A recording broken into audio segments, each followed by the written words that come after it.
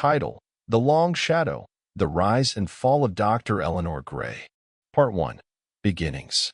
In the quiet college town of Willowsbrook, nestled in the rolling hills of Vermont, Dr. Eleanor Gray was a respected name. A forensic psychologist with a brilliant mind, a calming demeanor, and a record of assisting in some of the region's most perplexing cases, she seemed to radiate professionalism and empathy. But behind her award-winning smile and academic credentials lay a darker reality, one that would unravel a web of deception, manipulation, and murder. Eleanor was born into a well-off family in 1972.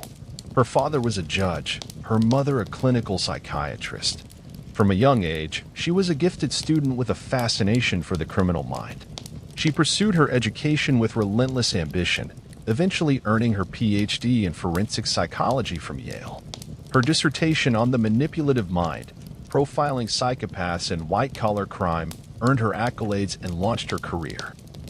Her move to Willowsbrook in 2004 was, on the surface, a desire for a quieter life after the pressures of New York's criminal justice system. She accepted a tenured position at the local university, lectured widely, and occasionally consulted on cases for the Willowsbrook Police Department. It was during one of these consultations in 2007 that she became involved in the case that would later define and destroy her legacy: the murder of college sophomore Lily Earnshaw. Part 2. The Lily Earnshaw Case. Lily Earnshaw was a second-year biology major. She was bright, popular, and engaged to be married to her high school sweetheart. When she failed to return from a night out with friends, her disappearance sent ripples through the close-knit college community. Her body was found 3 days later in a wooded area outside town, posed and surrounded by symbolic items: white lilies, an old psychology textbook, and a cassette tape labeled Confession. The case was bizarre. The cassette tape contained a voice confessing to the murder, but the voice was distorted. The textbook was a rare edition. Only a few people in the area owned copies, including Dr. Gray. The symbolism screamed of someone trying to send a message, and Eleanor was brought in to help profile the suspect. Her profile pointed to someone intelligent, organized, and with access to university resources. It also suggested the killer had a personal connection to the victim and was familiar with the criminal mind, perhaps even someone within the department. The case went cold for several years despite numerous leads. Part 3. Cracks in the Facade. In 2012, an anonymous tip brought renewed interest in the Earnshaw case. A graduate student who had worked closely with Dr. Gray claimed she had seen Eleanor with a similar cassette tape and had overheard a heated argument between her and Lily 2 weeks before the murder. At first, the allegations were dismissed as baseless.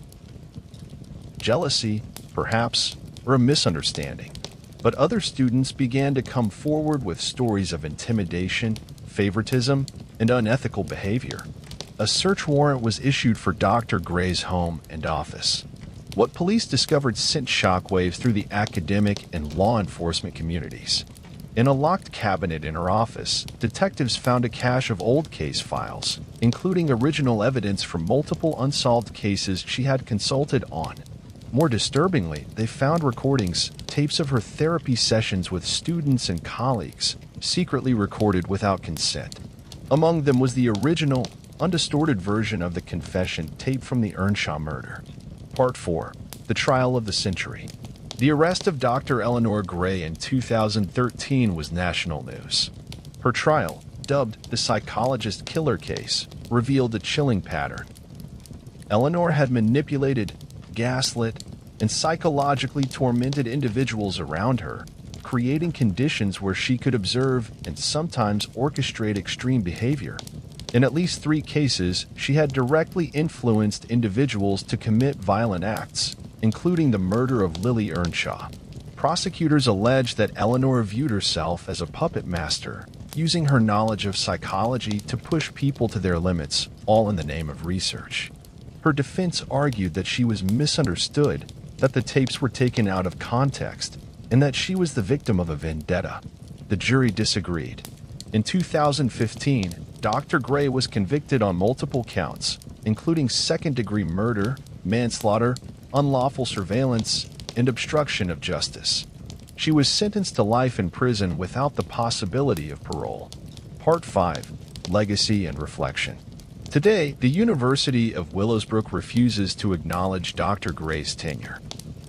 Her publications have been retracted, and her name is a cautionary tale in psychology programs across the country. The families of her victims have pursued civil suits, and investigative journalists continue to probe the extent of her influence. Despite the darkness of her story, the case sparked national conversations about ethical boundaries in psychology, the dangers of unchecked academic power, and the need for better oversight in forensic consultation. Dr. Eleanor Gray now resides in a maximum security facility in upstate New York. She rarely speaks to the media, but in a 2021 interview, she said, "I never killed anyone. I just gave them the tools to decide." That quote has since been inscribed in the minds of criminologists as both a haunting justification and a chilling warning. Part 6. Into the Mind. Following Eleanor Gray's conviction, a joint investigation was launched between the Vermont State Police and the FBI Behavioral Analysis Unit. The aim was to unravel not only her involvement in the known crimes, but to explore the possibility of others. Special Agent Mara Ellison was appointed lead profiler. A specialist in dark triad personalities, Ellison spent months dissecting Gray's recorded therapy sessions, publications, and personal journals. What emerged was a chilling portrait. Gray saw herself as a curator of human behavior, a scientist with a living lab. Her private writings suggested a belief that true understanding of the human psyche could only come from observing it under extreme conditions. She wrote, "The breaking point is where the mask slips. That is where the self emerges, raw and vulnerable. That is where I see truth." Her journal detailed over a dozen experiments, often naming her students or patients only by initials. Some of these individuals had documented histories of mental breakdowns, suicide attempts, or unexplained violence. One case, in particular, drew attention. The 2009 suicide of Michael Tiernan, a promising law student who had been in therapy with Gray. His note had cryptic references to proving a theory and becoming a case study. Upon re-examination, investigators found recordings of their sessions. In them, Gray subtly challenged Tiernan's grasp on reality, pushing him toward moral nihilism under the guise of philosophical debate. Though no charges could be filed posthumously, the revelations sent tremors through the academic world. Part 7. The Willowsbrook Reckoning. The university launched an independent commission led by retired Judge Annette Lovelace. The final report, titled The Willowsbrook Reckoning, concluded that institutional failures allowed Gray's abuses to persist. Faculty reported her, but were ignored. Complaints were buried. Her prestige overshadowed red flags. One professor recalled, "She was our golden goose. Her work brought grants, media coverage, prestige. We didn't want to believe she was dangerous." In the wake of the report, several administrators resigned. The psychology department was overhauled, and a new ethics board was established. Part 8. The Confession Tapes. In 2017, a journalist named Clara Vance obtained full access to Gray's recordings through a FOIA request. Over the next year, she released a podcast titled The Confession Tapes, Inside Eleanor Gray's Mind. The series became a national phenomenon, topping charts and sparking debates across psychology and criminal justice circles. Episode by episode, listeners heard Eleanor in sessions, soft-spoken, curious, calculated. One particularly damning session featured a conversation with Lily Earnshaw just days before her murder. "Eleanor, do you think people are inherently good?" "Lily?" "Lily, yes, I think most are."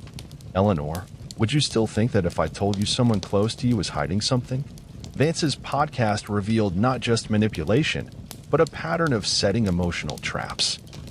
Gray would play people against each other, sometimes faking anonymous letters, fabricating threats, and creating the very paranoia she claimed to help them manage. Part 9. Life Behind Bars. Inside the Clinton Correctional Facility, Eleanor adapted quickly. She refused interviews, rarely spoke to staff, and maintained a rigorous reading and writing schedule. But she did accept one visitor regularly, Dr. Mason Heller, a criminologist and former colleague who had once admired her work. Heller wrote a book, corresponding with the killer, based on their conversations. While never admitting guilt, Eleanor often framed her actions as acts of intellectual curiosity. She told Heller, "Morality is a social construct. I only did what every great mind does. I asked questions. I pushed boundaries. Others are horrified because they lack the courage to follow the thought to its conclusion." Yet even Heller admitted that in his later visits, he felt manipulated. She has a way of making you forget who she is, and then suddenly, you remember. Part 10, Legacy and the Long Shadow. Today, Eleanor Gray's legacy remains deeply contested.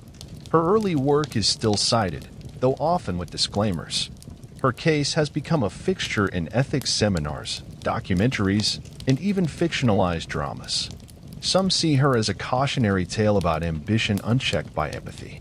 Others, more disturbingly, view her as a misunderstood genius who dared to explore the darker corners of human nature. What remains indisputable is the destruction she left in her wake. Dozens of shattered lives, careers ruined, and a community left scarred. On the 10th anniversary of her conviction, a memorial was unveiled in Willowsbrook Park in honor of Lily Earnshaw and the other victims. The plaque reads, "In memory of those who trusted and were betrayed, may we always shine light into darkness." The long shadow of Eleanor Gray continues to loom over Willowsbrook, a reminder that the most dangerous predator can wear a friendly face, and that even the brightest minds can harbor the darkest intentions. Part 11. The Journals. When the FBI Behavioral Analysis Unit completed their initial profiling of Dr. Eleanor Gray, they made a discovery that reframed the entire investigation, a series of handwritten journals hidden behind a false wall in her study. Bound in leather and meticulously indexed, the journals were not clinical notes, they were confessions. Each volume detailed Eleanor's emotional reactions, philosophical musings, and step-by-step breakdowns of events she engineered or manipulated. It was not a diary in the traditional sense, but a ledger of influence and intent. One journal entry dated October 2007 reads, "Ellie remains fixated on perfection. Her devotion to biology is ironic. She believes in control and stasis. I gave her entropy, a dose of chaos. She will either evolve or perish. She chose the latter."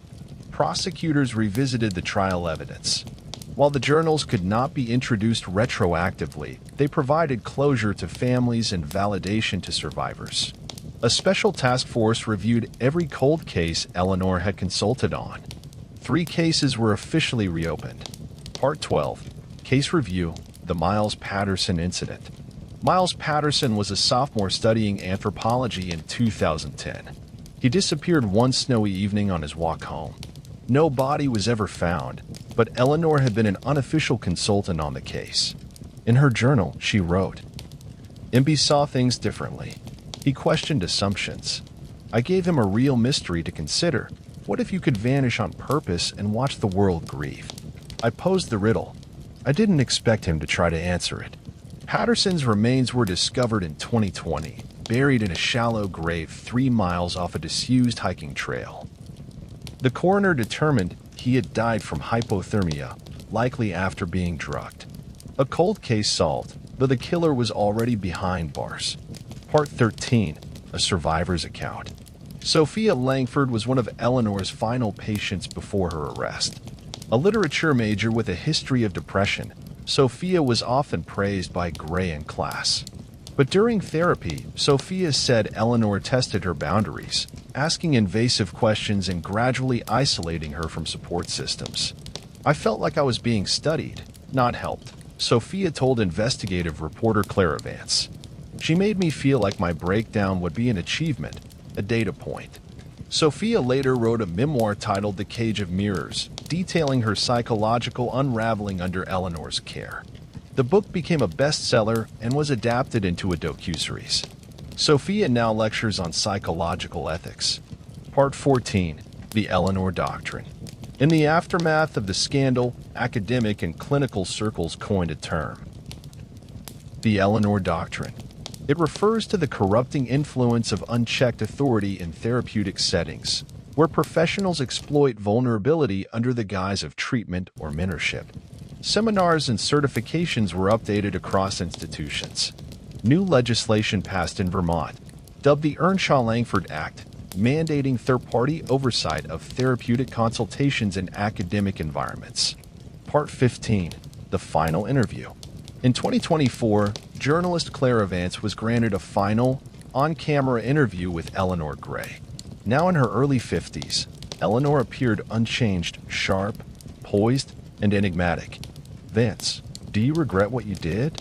"Eleanor, what I regret is that people don't understand the questions I was asking." "Vance, did you kill Lily Earnshaw?" Eleanor, smiling, "I didn't have to." The interview went viral. Viewers were divided, some horrified, others hypnotized. Mental health experts warned of the risk of glamorizing such figures. Part 16. Beyond the Bars. Gray remains incarcerated, but her influence persists in dark corners of the internet. A subreddit dedicated to Eleanor studies has grown to over 50,000 members. Some treat her as a philosopher, others as a warning. In a 2025 panel at the American Psychological Association, Dr. Ruth Mara summed it up. Eleanor Gray showed us what happens when intelligence outpaces conscience. Her legacy is a caution not of madness, but of brilliance unmoored by ethics. The story of Eleanor Gray, now taught in universities and dissected in psychology courses, continues to unfold, layer by chilling layer. Yet at the center of it all remains a singular, haunting truth. She never raised a hand to kill, but she shaped the hands that did. Part 17. Cold Case 1. The Harper Twins. In 2008, Willowsbrook police responded to a missing persons report involving identical twins, Claire and Caroline Harper, juniors studying sociology and theater, respectively. The two were inseparable and well-known on campus for their twin-themed art installations. When they vanished without a trace, the community launched one of the largest search efforts in local history. No leads, no bodies, only a single exhibit left behind in the campus gallery, a mirror maze installation titled, "Who is she?" Dr. Eleanor Gray had consulted on the case at the time, offering a theory of voluntary disappearance due to mutual codependency and a desire to escape social roles. The case went cold. A journal entry from Gray revealed something far more sinister. They came to me with questions about identity. I gave them a game. One was ready to become the other. But identity, once unmoored, doesn't return. I fear they took my hypothesis to heart. Or perhaps that was my hope. In 2022, hikers discovered a sealed storm drain on the outskirts of town. Inside were the remains of two young women, placed head to toe. Forensic reconstruction matched the Harpers. Both had died from dehydration and exposure. The entrance had been locked from the outside. Investigators believe Eleanor lured them into the drain as part of a trust exercise, then left them to die. No direct evidence could support prosecution, but the journal entry and the context gave the family some closure. Part 18. Cold Case 2. The Forsyth Clinic Fire. In 2011, a fire consumed the Forsyth Mental Health Annex, a small clinic where Eleanor conducted group therapy sessions. One patient, 34-year-old Devin Monroe, died in the blaze. Originally ruled accidental, likely caused by faulty wiring, the case closed quietly. Gray's journal tells a different story. Diem was unraveling, a beautiful mind fraying at the edges. He asked me if the building could burn. I said all things can. Some fires cleanse. I didn't strike the match. I just let the oxygen in. When reopened, arson specialists found traces of accelerant under Monroe's chair. Witnesses recalled Eleanor encouraging Devin to confront destruction during their last session. Although circumstantial, the evidence prompted the state to update Monroe's death certificate from accidental to undetermined with suspicious origins. Part 19. Cold Case 3. The Ivy Ridge Retreat. In 2006, Eleanor led a university-sanctioned weekend retreat for high-performing students at a secluded lodge in the Ivy Ridge Mountains. Of the 15 students who attended, 2 left early, citing unease. One participant, Kieran Walsh, disappeared the final night. Eleanor claimed he wandered off during a hike. No remains were found until 2019, when a logging crew uncovered a shallow grave half a mile from the lodge. The body was wrapped in a university flag and bore signs of blunt force trauma. Gray's journal entry for that weekend was brief.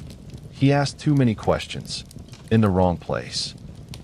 Forensic evidence suggested Walsh confronted Gray about her manipulative tactics during group exercises. She had reportedly shamed him publicly during the retreat. While not enough to charge her post-conviction, the findings were folded into academic reviews of her tenure. Part 20: Reflection and Redemption. As these revelations emerged, some of Eleanor's former students began speaking out, not in horror, but in remorse. 1.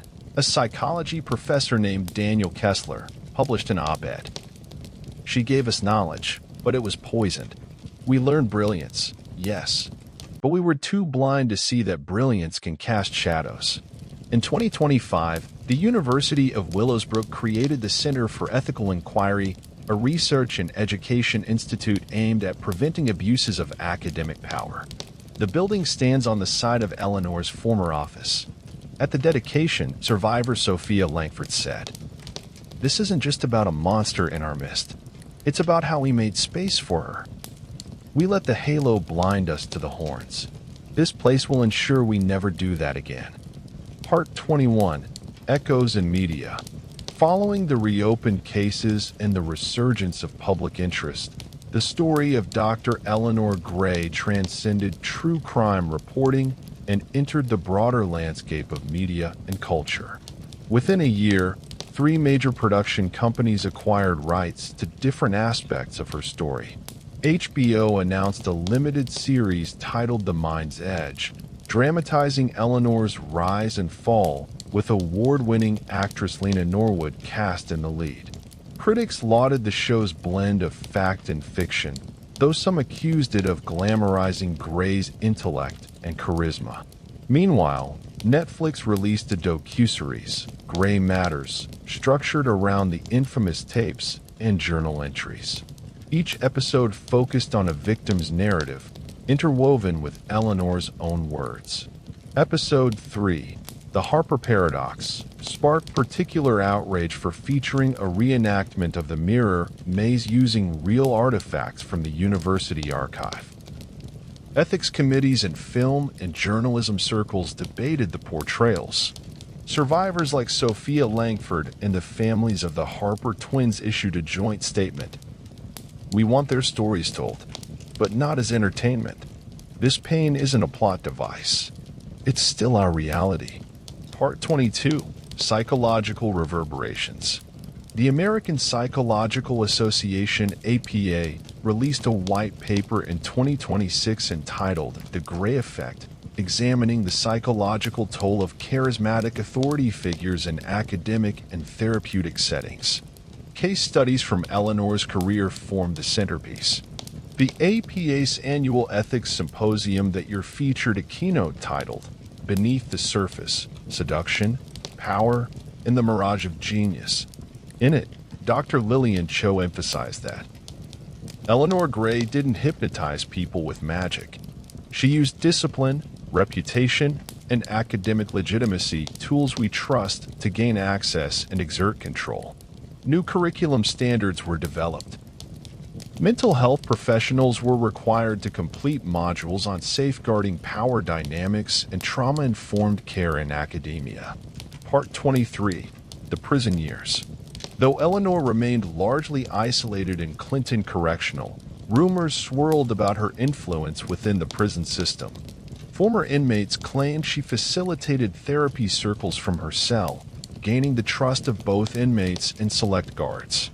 An anonymous whistleblower alleged she used subtle manipulation to orchestrate a series of nonviolent power shifts within inmate groups.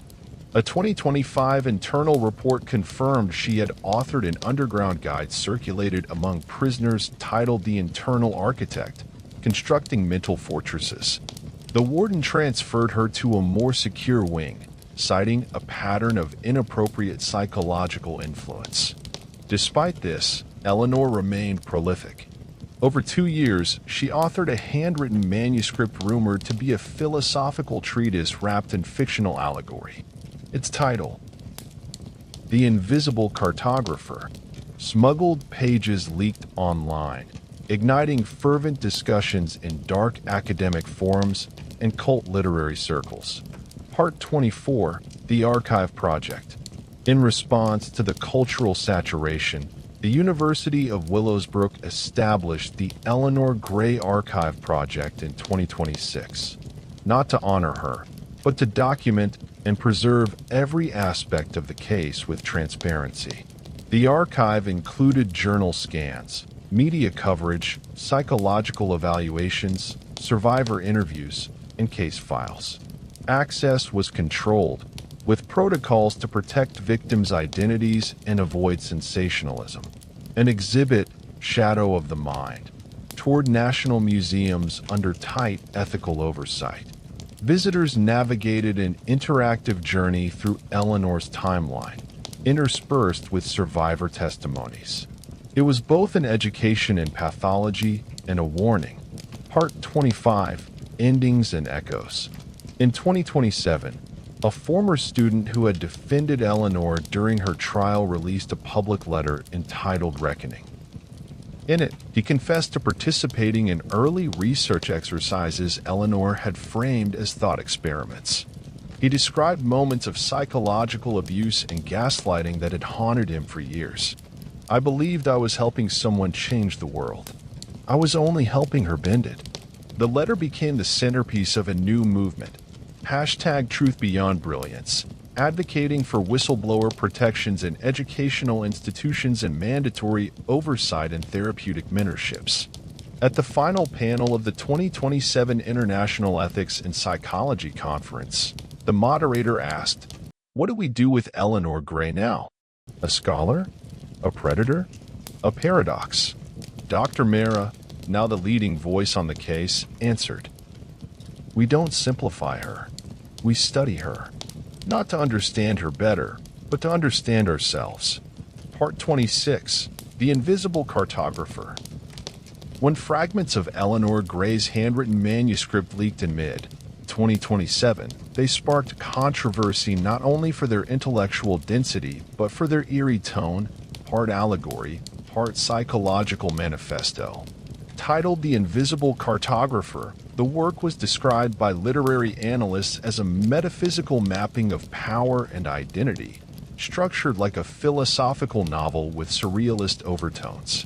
The book's central metaphor was chilling. The mind as a landscape with unseen cartographers drawing borders between perception and truth.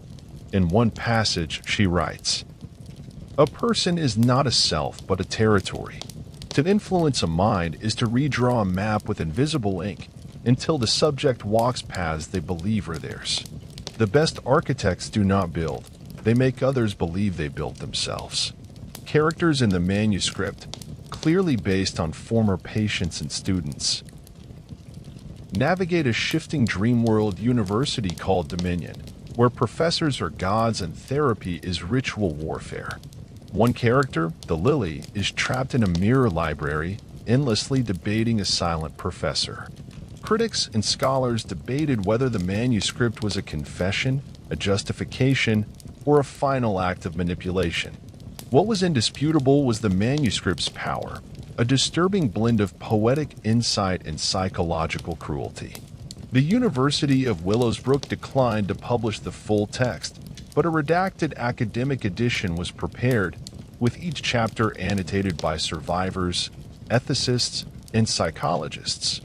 The foreword warned, "Read not to admire, but to understand. This is not literature. It is pathology with a pen." Part 27, Recovery and Reclamation. While Gray's shadow stretched across intellectual and cultural domains, those she harmed worked quietly and powerfully to reclaim their stories. Sophia Langford, now a licensed psychologist, founded the Lighthouse Project in 2028, an organization providing mental health support for those manipulated or abused in academic settings. With over 200 active members nationwide, Lighthouse trains universities to spot early signs of charismatic coercion. In a widely viewed TED Talk titled Healing After Genius, Sophia shared, "We are not weak because we were deceived. We were targeted because we were strong. The sin was not that we followed, but that someone saw our trust as an opportunity."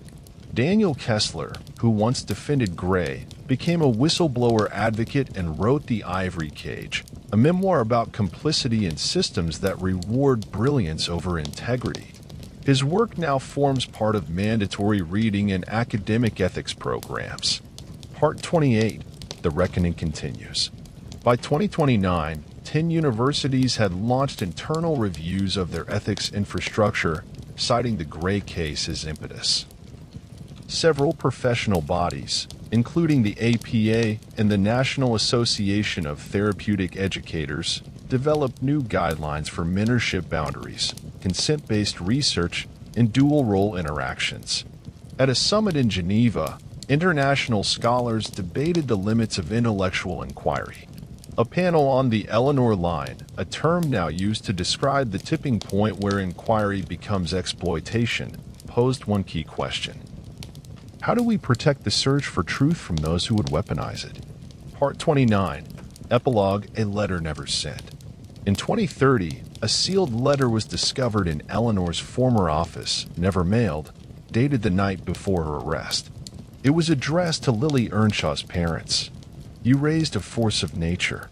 Lily was fierce in her truth, unshakable in her morals. She was everything I could not be. That is why she had to break, because I knew she wouldn't bend. I watched her fight the tide I had spent a lifetime building. And yet, I still hear her laughter in my mind.